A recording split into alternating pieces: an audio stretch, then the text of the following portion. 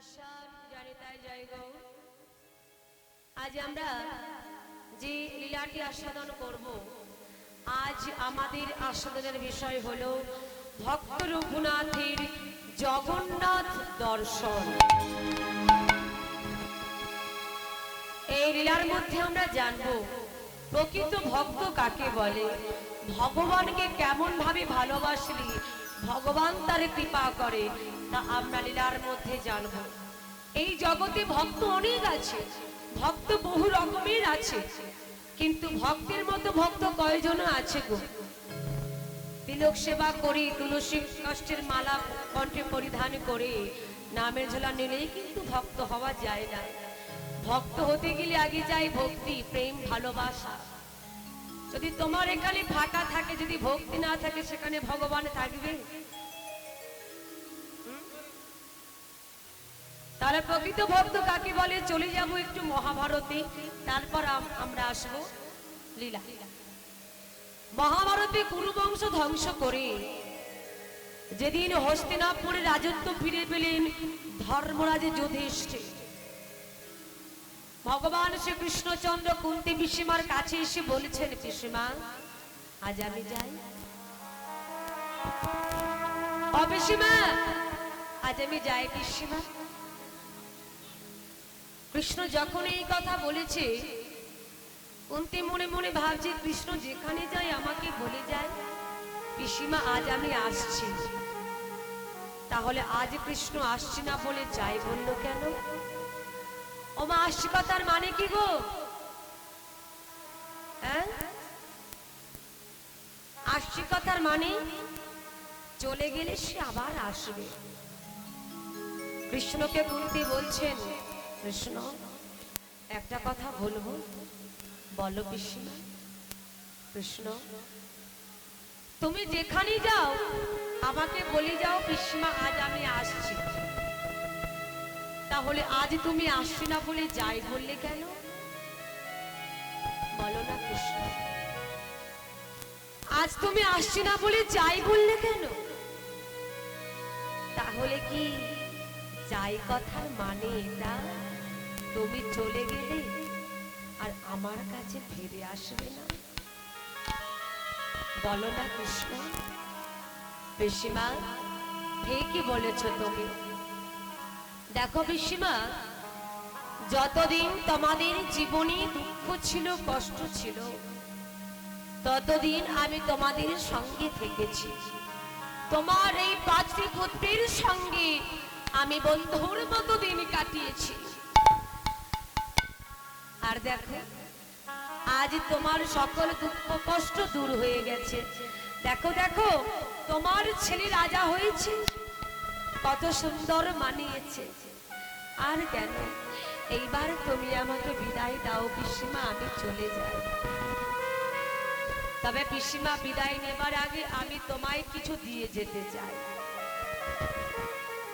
তুমি কিছু অন্তত আমার কাছ থেকে চেয়ে নাও, বলো কি চাও। দেখুন ভক্তির চাওয়াটা কেমন। কুন্তি বলছে, কৃষ্ণ সত্য করে বলছো? আমি যা চাইবো তুমি আমাকে তাই দেবে? একটু আসতে বাজো। আমি যা চাইবো তুমি আমাকে তাই দেবে তো? হ্যাঁ পিসিমা, বলো না কি চাও তুমি? কৃষ্ণ ভগবানের কাছে তো একটা প্রণাম করি, আমরাও তো কত না কিছু চাই, তাই না?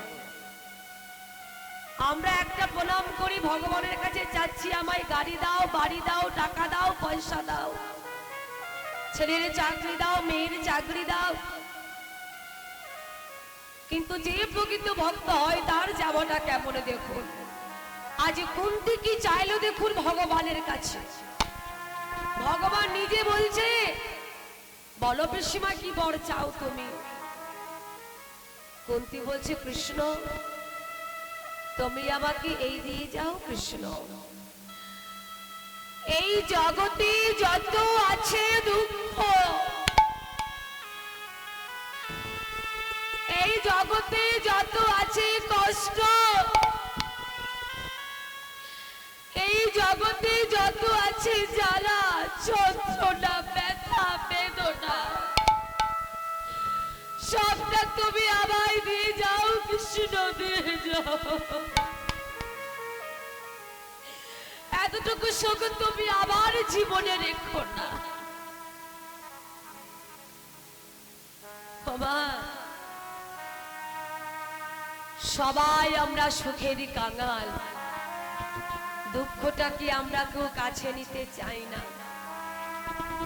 তাহলে আজ এত কিছু থাকতে কমতে কেন দুঃখ চাই না?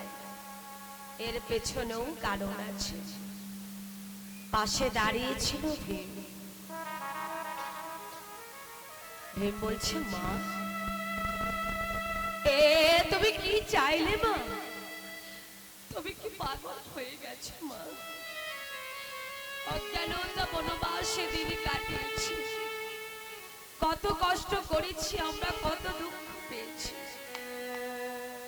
এত কষ্টের পর, এত দুঃখের পর যখন একটু সুখের নাগাল পেলাম, তোমার কি এত কষ্ট করেও স্বাদ মেটেনি মা? তুমি আবার দুঃখ চাইছো কেন? কেন মা, কেন বলো কেন? তখন ভীমের মাথায় হাত দিয়ে কুন্তী বলছেন, ভীম দেখে বাবা, যতদিন আমরা কষ্টে ছিলাম, দুঃখে ছিলাম, ততদিন কৃষ্ণ আমাদের পাশে ছিল। আজ আমাদের সকল দুঃখ কষ্ট দূর হয়ে গেছে, অমনি কৃষ্ণ যে আমাদের ছেড়ে যায়। তাহলে বলতো বাবা, এই জগতে কোনটা ভালো? কৃষ্ণকে ছেড়ে সুখ ভালো না দুঃখ ভালো? কৃষ্ণ বলছে, পিসিমা তুমি আমায় এত ভালোবাসো, এত ভালোবাসো তুমি আমায়, আমি যে তোমার ভালোবাসায় সারা জন্মে তোমার কাছে বাধা পড়ে গেলাম পিসিমা। তবে পিসিমা বিদায় তো আমাকে নিতে হবে, তবে বিদায় নেবার আগে আমি তোমায় কথা দিয়ে গেলাম, যখন তুমি আমাকে ডাকবে, আমাকে স্মরণ করবে, আমি তোমার ডাকে ঠিকই ছুটে আসবো। এই হলো প্রকৃত ভক্ত। তেমনই ভক্ত ছিল মাগো এই রঘুনাথ। কত বড় ভক্ত ছিল দেখুন। ভক্ত নদীর ঘাটে বসে হরিনাম গাইছে, যারা নদীর ঘাটে স্নান করছে তাদেরকেও নামের মধ্যে মাতিয়ে রেখেছি। দাদা আপনি সাউন্ডটা কমিয়ে দিয়েছেন, সাউন্ডটা কমাবেন, একই রাখুন। জয় রাধেশ্যাম, জয় নিতাই, জয় নিতাই, জয় গৌর, হরে কৃষ্ণ, সাউন্ডটা বাড়ান। জয় রাধেশ্যাম, হরি বল, হরি বল, হরে কৃষ্ণ, হরে কৃষ্ণ। জয় রাধেশ্যাম। যারা স্নান করছে নদীর ঘাটে তাদেরকে নামের মধ্যে মাতিয়ে রেখেছি, যারা চলে যাচ্ছে তাদেরকেও নামের মধ্যে মাতিয়ে রেখেছি। ভক্ত গাইছে, বল গৌর নিতাই, গৌর নিতাই,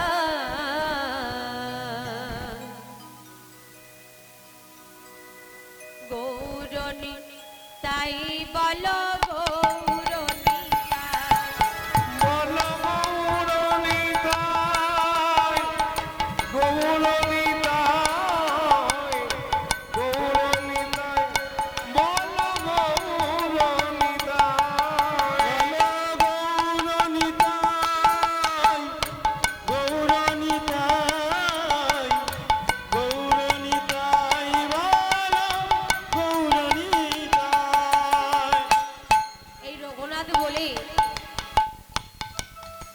ভক্তের কথা আজ আপনারা শ্রবণ করবেন। এই রঘুনাথ যখন ছোট ছিল, ছোট্টবেলা থেকে জগন্নাথকে ভালোবেসে এসেছে। তাদের পাড়ায় এমন ভাবে হরিবাসর হয়েছিল, কীর্তন হয়েছিল। ওই ছোট্ট ছেলেটি হরিনাম শুনতে যেতে চেয়েছিল, কিন্তু তার বাবা মা তাকে যেতে দেয়নি, তার কোমরে দড়ি দিয়ে বেঁধে রেখে দিয়েছিল। পরের দিন যখন নগর কীর্তনের দলেরা শিখল করতাল বাজাতে বাজাতে তার পাশ দিয়ে দুটি বাহু তুলে হরিনাম গাইতে গাইতে নাচতে নাচতে যখন যাচ্ছিল, সেই সময় ওই কোমরে দড়ি বাঁধা অবস্থায় রঘুনাথ দুটি বাহু তুলে বলেছিল, আমি ওদের মতো, আমি ওদের মতো কবে দুটো হাত তুলে হরিবল বলে জগন্নাথ দর্শন করে চলে যাব। এই হরিনামটা যদি আপনি একবারও করেন, হরিনাম করলে কি হবে? হরিনাম করলে ভগবান আপনাকে দুহাত ভরে টাকা পয়সা দেবে না, কিন্তু আপনি তৈরি থাকুন, আপনার মৃত্যুর পর আপনাকে আর নরকে যেতে হবে না। আপনার মৃত্যুর পর ভগবান আপনাকে তার চরণে ঠিক জায়গা দেবেই দেবে। এটা হলো সমর্পণ। দুটি বাহু তুলে হরিবল বলে ফেললাম, আর সেই ছোট্ট রঘুনাথ আজ কত বড় হয়ে গেছে। নদীর ঘাটে তো হরিনাম গাইছে, যারা স্নান করছে চলে যাচ্ছে সবাইকে নামের মধ্যে মাতি রেখেছে। বল গৌরনিতাই, গৌরনিতাই, গৌরনিতাই, বল গৌরনিতাই, বল গৌরনিতাই, গৌরনিতাই, গৌরনিতাই, বল গৌরনিতাই। এই যে রঘুনাথ, তুমি এই নদীর ঘাটে বসে হরিনাম শুনিয়ে সবাইকে মাতিয়ে রেখেছো, কিন্তু তুমি কি জানো তোমার বাড়িতে কি সর্বনাশ হয়েছে? কি হয়েছে মরল মশাই? শুনবে, তোমার মা মারা গেছে। কি বললে? মা মারা গেছে? গেছে গেছে। বল গৌরনিতাই, গৌরনিতাই, গৌরনিতাই, বল গৌরনিতাই, বল গৌরনিতাই, গৌরনিতাই, গৌরনিতাই, বল গৌরনিতাই। গৌরনিতাই, গৌরনিতাই, গৌরনিতাই, বল গৌরনিতাই। বল গৌরনিতাই, গৌরনিতাই, গৌরনিতাই, বল গৌরনিতাই। বল গৌরনিতাই, গৌরনিতাই, গৌরনিতাই, গৌরনিতাই, গৌরনিতাই, গৌরনিতাই, গৌরনিতাই, গৌরনিতাই, বল গৌরনিতাই, গৌরনিতাই, গৌরনিতাই, বল গৌরনিতাই।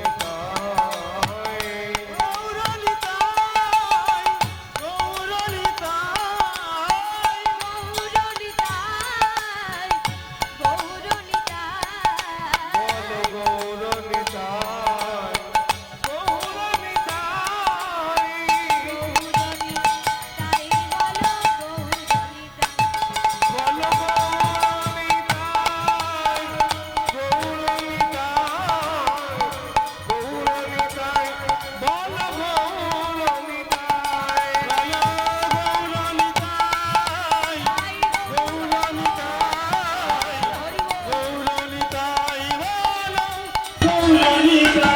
বল গৌরনিতাই, গৌরনিতাই, গৌরনিতাই, বল গৌরনিতাই।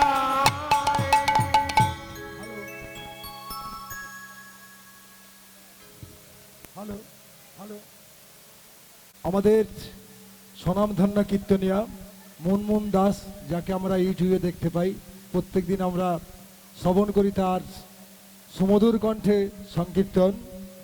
সেই গায়িকার ভূমিকায় তার তালে, তার ভাবরসে মাধুর্যে মুগ্ধ হয়ে আমরা সবাই মণ্ডল একটি সংস্থা, মালাডের বচনীনগর, আমরা সবাই মণ্ডলের পক্ষ থেকে 500 টাকা এবং তাদের শ্রদ্ধা, তাদের ভালোবাসা দিয়ে সংগঠিত করছে আমাদের স্বনামধন্যা কীর্তনিয়া মুনমুন দাস মহাশয়কে। গৌর প্রমানন্দে গৌর হরি বল। জয় গৌর হরি বল। গৌর হরি বল।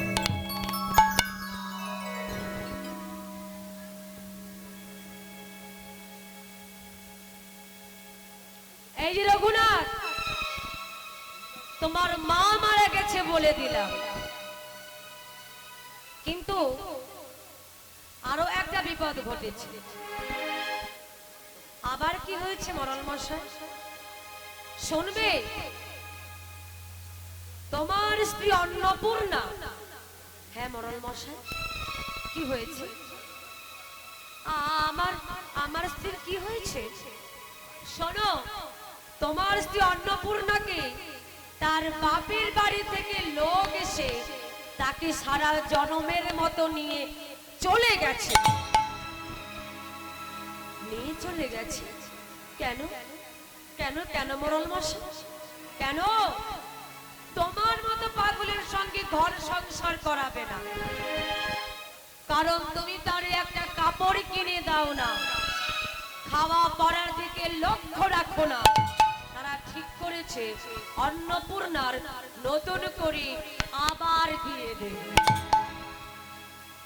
শোনো, তোমার মা তো মরেছে, উপরন্ত তোমার স্ত্রী তোমাকে পরিত্যাগ করে সারা জনমের মতো চলে গেছে। অন্নপূর্ণা, না না অন্নপূর্ণা, তুমি আমায় ছেড়ে কোথাও চলে যেতে পারো না। অন্নপূর্ণা, ফিরে এসো তুমি আমার কাছে। আমি যে তোমায় ছাড়া বাঁচবো না। অন্নপূর্ণা, তুমি ফিরে এসো। অন্নপূর্ণা, একই রঘুনাথ, যখন বললাম তোমার মা মারা গেছে তখন তুমি কাঁদলে না, আর যেই বলেছি তোমার স্ত্রী তোমায় পরিত্যাগ করে চলে গেছে অমনি তুমি এত কান্নাকাটি করছো। এই যে, তাহলে কি বলতে হয় তুমি তোমার মায়ের চেয়ে তোমার স্ত্রীকে বেশি ভালোবাসো? মরল মশাই, বিপদে বন্ধু চেনা যায় আর স্ত্রীকে চেনা যায় দারিদ্র্যতে। বন্ধুকে বিপদে চেনা যায়, স্ত্রীকে চেনা যায় দারিদ্র্যতে। স্বামী টাকা থাকলে 10 আঙ্গুলে 10টা আংটি পরে ঘোরা যায়। স্বামী টাকা থাকলে দামি শাড়ি কিনে পরা যায়। স্বামী টাকা থাকলে গালে পান দিয়ে মার্কেটে বক বক করা যায়। কিন্তু স্বামী যদি দারিদ্রতা হয়, স্বামীর জীবনে যদি অভাব হয়, কষ্ট হয়, স্বামী উপায় করত। এক সময় কাজে যেতে যেতে হঠাৎ তার অ্যাক্সিডেন্ট হলো। ওই অ্যাক্সিডেন্টে দুটো পা কেটে চলে গেল। সেই স্বামী ঘরের মধ্যে রইল। যদি কোনো স্ত্রী যদি সেই স্বামীর সারা জনম সেবা করে, কোন স্ত্রী যদি সেই স্বামীকে সারা জনম দেখে, তবে তাকেই তো প্রকৃত স্ত্রী বলা যায়, তাই না মরল মশাই? ও মরল মশাই, আমি আমার মাকে মা বলে ডাকি না, আমার স্ত্রীকে আমি বড় ভালোবাসি। ও বাবা, মাকে মা বলবেন অপরাধ নেই, কি বলেন আপনারা? প্রশ্ন তো আসতেই পারে, মাকে মা বলে ডাকবেন অপরাধ নেই? আমি বলবো না। তাহলে কোন মাকে মা বলে না ডাকলে অপরাধ হয় না? কথাগুলো ভালো করে মন দিয়ে শুনতে হবে। ত্রেতা যুগে রাম যখন 14 বছর বনবাসে চলে গেল, ভরত ছিল মামার বাড়ি। যখন নিজের বাড়িতে ফিরে এলো, এসে দেখছি দাদা ঘরে নেই, মানে প্রভু রামচন্দ্র ঘরে নেই। তখন ভরত বলে উঠলো, মা দাদা কোথায় গেল? বলে তোর দাদাকে বনে পাঠিয়ে দিয়েছি। বলে আমার জন্য কি রেখেছো? অযোধ্যা সিংহাসন। তবে দেখ, তোর দাদাকে বনে পাঠাতে গিয়ে তোর বাবা মানে দশরথ মারা গেছে। দেখ, আমি তোর মা, তোর জন্য আমি রাজ সিংহাসন রেখেছি। তখন ভরত বলে উঠল, দাদাকে কত বৎসর বনে পাঠিয়েছো? বলে 14 বৎসর। শুনে রাখো একটি কথা, আমি এইখানে দাঁড়িয়ে প্রতিজ্ঞা করলাম, 14 বৎসর আমি তোমাকে মা বলে ডাকবো না, ডাকবো না, ডাকবো না। কেন কেন কেন তুই মা বলবি না? কারণ যে মা দাদার মতো দাদাকে ঘর ছাড়া করে দেয়, যে মা গ্রামে হরিবাসর হলে ছেলেকে তাড়াতাড়ি ঘুম পাড়িয়ে দেয়, যে মায়েরা বলে ওরে হরিনাম শুনে কি হবে, হরিনাম শুনলে কি আর পেট ভরবে? দেখবেন অনেকে বলে, বলে না, ওরে হরিনাম শুনে লাভ নেই, কাজ নেই, বাড়িতে গিয়ে ঘুমিয়ে পড়, কাল সকাল হলে আবার তো টিউশন আছে, পড়তে যেতে হবে, আবার স্কুল আছে, স্কুলে যেতে হবে, যা যা যা ঘরে গিয়ে ঘুমিয়ে পড়। অনেকে বলে, যে মা সন্তানকে একটু হরিনাম শুনতে দেয় না, যে মায়েরা বলে ওরে হরিনাম শুনলে কোনো লাভ হবে না, ঘরে গিয়ে ঘুমিয়ে পড়, যে মা সন্তানকে তাড়াতাড়ি ঘুম পাড়িয়ে দেয়, যে মা সন্তানকে অধর্মের পথে ঠেলে দেয়, সেই মাকে তুমি যদি মা বলে না ডাকো, তার কোনো অপরাধ হয় না। আবার যে মায়ের মতো মা, সেই মাকে তুমি যদি মা বলে না ডাকো, তার তো অপরাধ হবেই হবে। এর উল্টো, যে মা সংসারে যতই অভাব হোক, যতই কষ্ট হোক, তবু ছেলেকে বলে, জানা বাবা হরিবাসরে কীর্তন হচ্ছে, একটু হলেও তুই হরিনাম শ্রবণ করে আয়। ওরে আমি জানি রে, জানি তুই জীবনে অনেক কিছু করবি, লেখাপড়া করবি, অনেক কিছু করবি, কিন্তু বাবা এই দিন তো বারে বারে ফিরে আসবে না, একবার হলেও হরিনাম শ্রবণ করে আয়। যে মা শত কষ্টের মধ্যেও সন্তানকে ধর্মের পথে ঠেলে দেয়, সেই মাকে তুমি যদি মা বলে না ডাকো, তার তো অপরাধ হবেই হবে। মরল মশাই, আমি আমার মাকে মা বলে ডাকি না, আমার স্ত্রীকে আমি বড় ভালোবাসি, কারণ আমার স্ত্রী আমাকে বড় শান্তিতে হরিনাম করতে দিত। ও মায়েরা, শিবরাত্রি করেন আপনারা?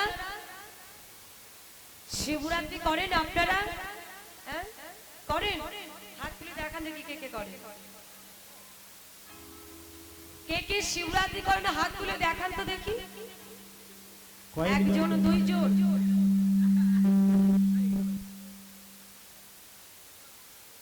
এই কজন? তিনজন, চারজন, ওই কয়েকজন আছে। আচ্ছা যাই হোক, বেশ ঠিক আছে।